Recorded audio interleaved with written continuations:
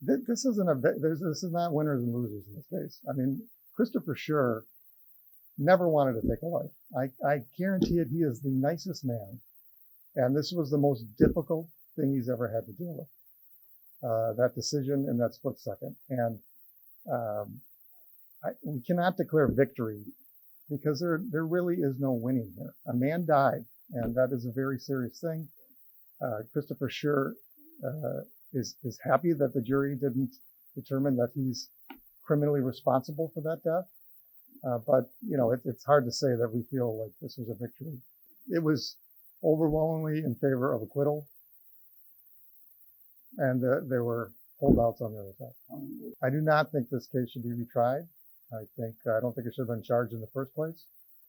I think that it was clear, based on the evidence, that there wasn't enough to establish a charge in this case.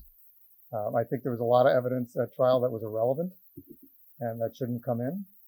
And so if there is going to be another trial, we're going to likely seek rulings from appellate courts as to what evidence is put before the jury.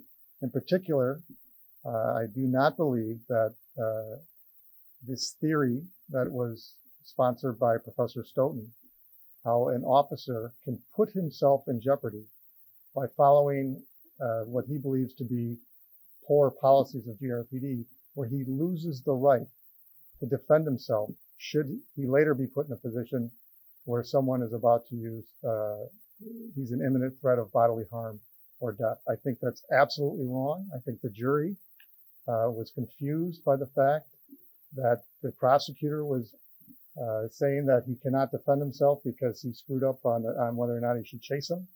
I think that had effect on the outcome, and the fact that they couldn't reach a unanimous verdict.